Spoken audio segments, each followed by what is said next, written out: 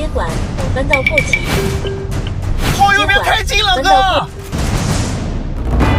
一条地狱级的路线，你看这导航路线实在是太绕了。今天这难度是要拉满吧？右变道。哪来的道给你变啊，兄弟？我去，这么窄的农村小路它也能激活，太强了，真的。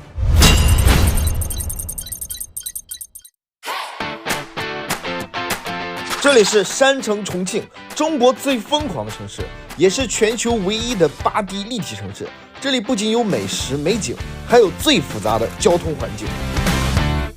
今天来重庆要做一件很酷的事儿，智驾勇闯魔幻8D 立体城市，用智驾挑战这座连导航都会流泪的城市，看看他们的表现到底怎么样，会不会也成了路痴了呢？这次我带来的车型是智界 R7，搭载目前行业内公认的最强智驾华为智驾 ADS 3.0。不过我的同事却带来了另外一款让我意想不到的车型。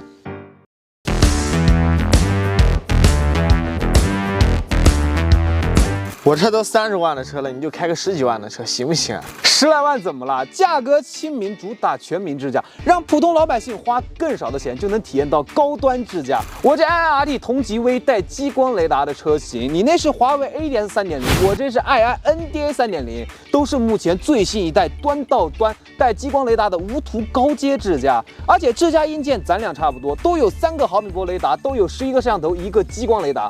这价格这配置确实有点东西啊，不过表现到底怎么样，我们还是实测见分晓。走走。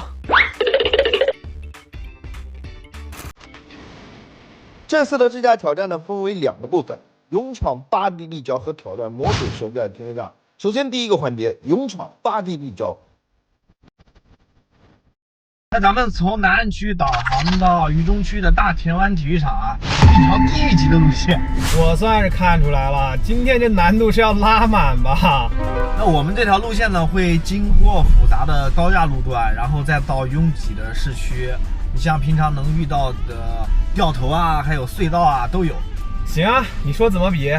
等会儿咱俩就一起出发嘛，然后全程记录接管次数，还有变道超车的次数。然后最后对比分析，没问题，没问题，走走走，出发。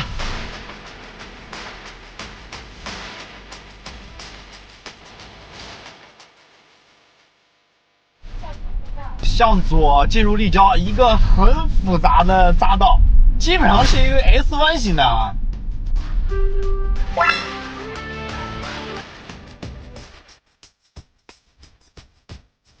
我的天哪！这就是8D 城市的立交桥吗？这也太绕了！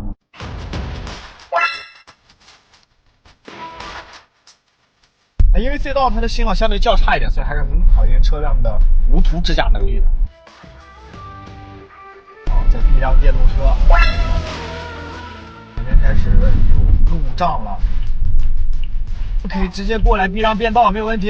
向右引导黄变道。哇，非常丝滑顺滑的就直接过来了。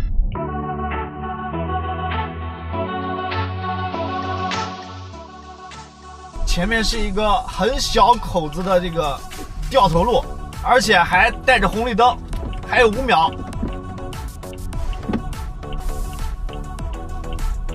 好，虽然弯拐的有点大，但是这个掉头还是顺利过来了。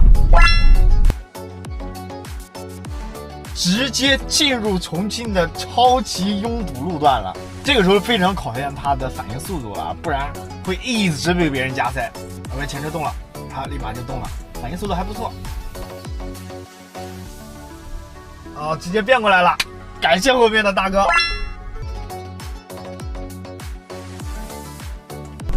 哦，我去，这导航又是给我导了一个什么路啊？连续发卡弯，很顺利啊，一直贴着右边的线过来了，开的有点吓人，说实话。OK， 礼让行人。好，我们等行人过去再走啊。礼让行人，哇，还有非机动车呢。好，行人走完我们再走，非常礼貌。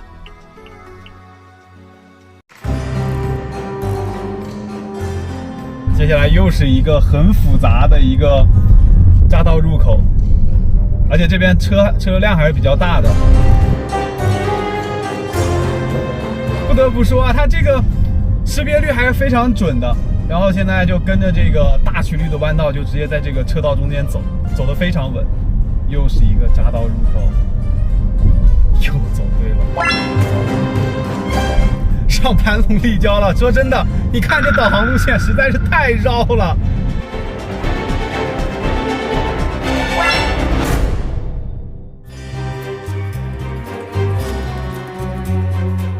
好，进隧道了，它的 NDA 还是正常行驶的，暂时没有让我接管，也没有退出，还是正常运行的。现在开了估计得有个400米、500米了。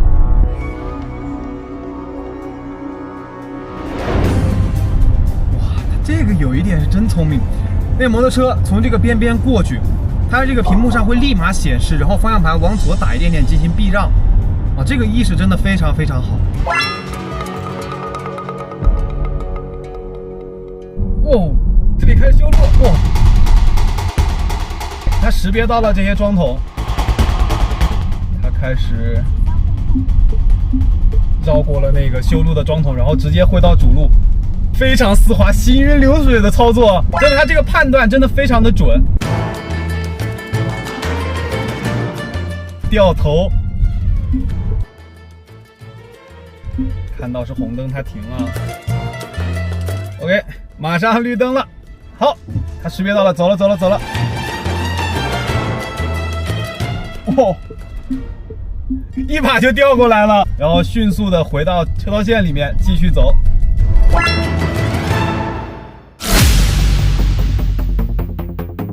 OK， 前面要进环岛了，看他能不能走得过去。好，他打灯了，那现在是红灯。好，停车。哎，停了，绿灯起步。哇，起步是真的很丝滑。哇，这边车好多呀，全是车，重庆也太堵了吧！复杂路况，小心驾驶。好，他提醒了一下复杂路况，但是他没有让我接管。说实话，他这个反应是真的快，前车刚起步，他立马后脚就跟上了。又是一个左转大灯，好，开始变道，一气呵成，很老司机的行为。哇！这都能过来。刚刚那个出车立马往这边靠的时候，方向盘往里面收了一点，然后直接走。哇，真的好稳。感觉前面又给他来了一个挑战啊，连续的弯道，看见没？跟画了个 S 一样，还是连续的 S。开始了他的考验啊，全是弯道。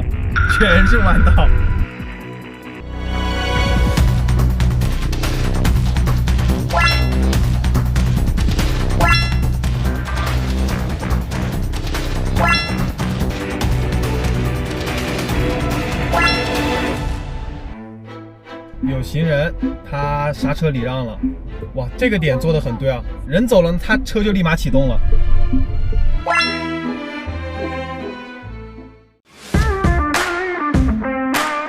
没想到啊，这么复杂的路况，这台智驾 R7都能顺利通过，全程零接管，而且变道超车次数至少10几次，绝对的老司机。不过让我意外的是啊，他那台 INRT 表现确实也不赖啊，价格和我相差那么多，竟然也能全程跟着我过来了。怎么样，阿正？我这也是全程零接管，就问你厉不厉害？而且超车变道次数呢，我也有10几次，说明爱安这套 NDA 3.0 通勤效率还是蛮高的。所以总的来看啊，在这么复杂的城区道路，我这爱安 RT 3.0和你那华为 ADS 3.0还挺接近的，没有拉开差距。为了更深层次的考验这两台车的智驾表现，我们还特意找了一条这样的乡村小路，看看他们俩能否通过呢？走。车道巡航已激活。OK， 开始出发了。哇，这个路有点窄，你看怎么样啊？哇，一个上坡。哦，没问题。向右变道。哪来的道给你变啊，兄弟？怎么又停了？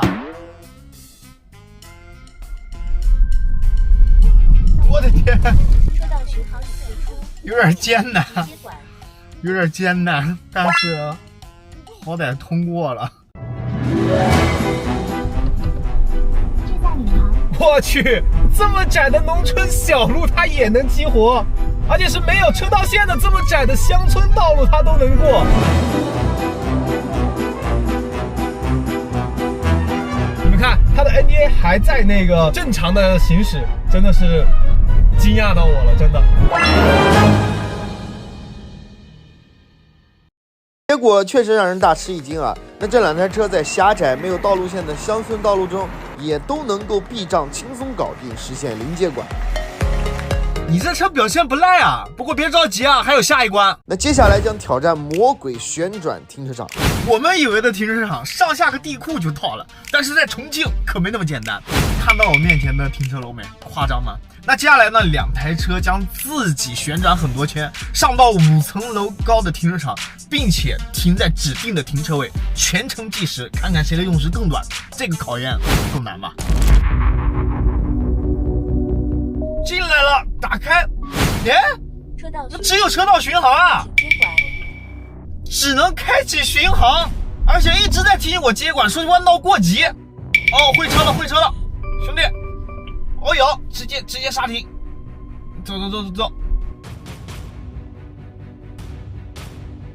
怎么感觉压线了呢？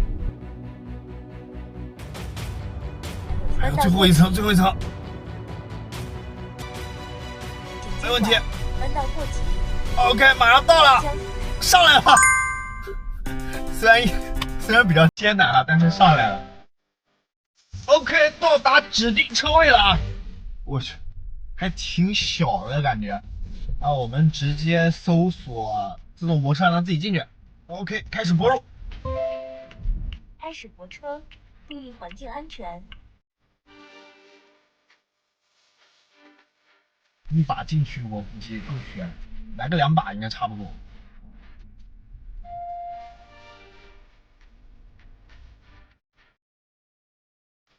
这个车位的通道还是挺挤的。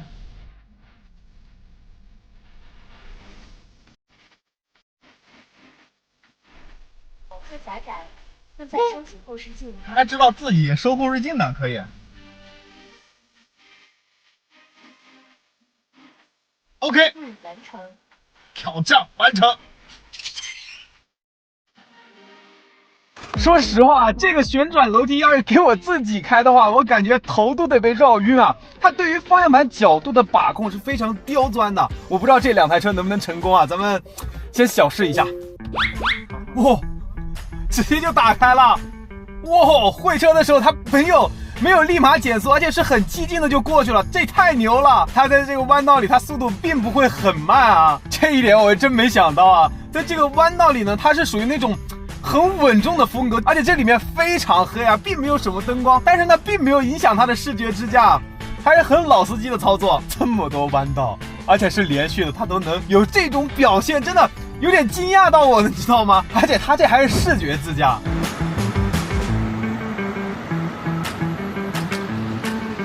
我是真的没想到啊，它在这种弯道里面属于是那种很老司机的操作，他会慢慢的去移动方向盘，然后慢慢的去修正它的方向，在这种弯道里，他就一直保持在那个实线里面，真的好老司机啊！如果是我自己开的话，我估计都得压线，但是他没有。